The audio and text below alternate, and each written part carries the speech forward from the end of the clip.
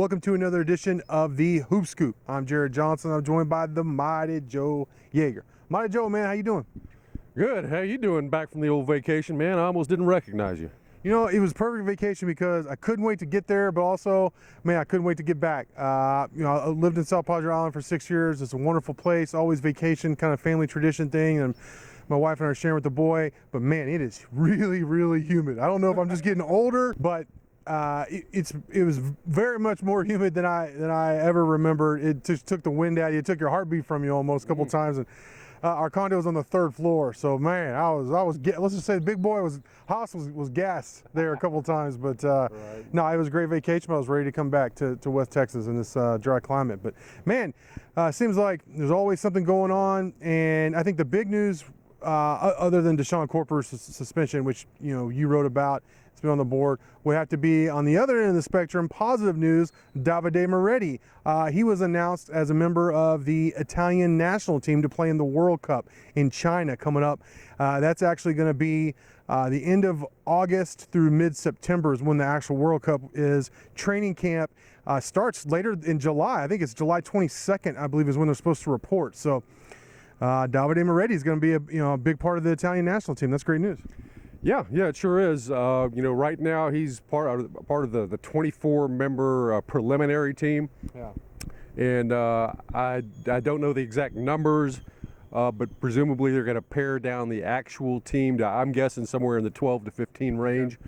I would assume that these World Cup teams are not going to carry a full roster of 24 players. I mean, that'd be quite the bench, Mighty Joe. Yeah, it sure would, man. I mean, if you're at the end of the bench, you can forget about it, right? He's going to have to make a cut or two. Right. But I tell you, I think he will. I think he's going to be one of the guys, and they've got some talent. I mean, a couple of NBA guys on there, a bunch of European veterans, pros, and whatnot. So he's playing against some pretty good competition there. But I would expect him to make the final cut because I just believe probably the experience of that NCAA tournament last year has given him something that a lot of these other guys, or maybe just about anybody on that Italian team, has never had before. I mean, the spotlight, the intensity, just the hardcore basketball that he had to go through, that grind, I think is going to serve him well, and I think will help him make the team. Let me ask you something now. First off, so happy for Davide Moretti. What an honor to be able to represent your country in something like the FIBA World Cup. That being said, just being selfish, looking at it through Red Raider glasses, we already mentioned Corporu is suspended. Moretti's not going to be here for let's be honest. The summer team building process that Chris Beard has really paid off in the last, really his whole career, if you look at it. And there's a lot of new pieces. Now all of a sudden, who do you have that's going to be on the roster to show the guys how it's done from last year? I mean, just a couple of guys, right? I mean, Kyler Edwards and Avery Benson, a walk-on. Those are the two returning guys, and all of a sudden, especially if Davide makes the team like we're expecting. Yeah, that's a good point. There's obviously they're just going to have to make do without him.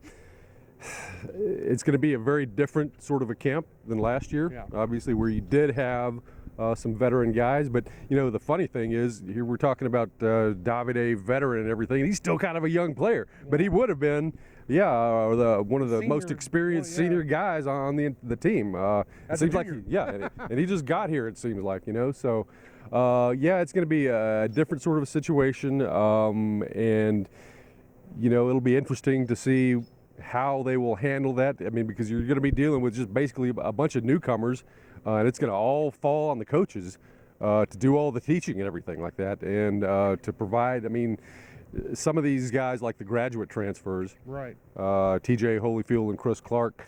You would expect those guys to kind of step up a little bit and try to, because just they're older, more, in theory, mature guys, and you would want them to kind of take the reins a little bit. And I would imagine that Chris Beard has probably spoken to them already. Hey, listen, I know you're new here, but you're the veteran hands around here, for the summer until we get everybody back. So, we're going to need you to kind of take a little bit of a leadership role and step up. And so, I think that may be part of it.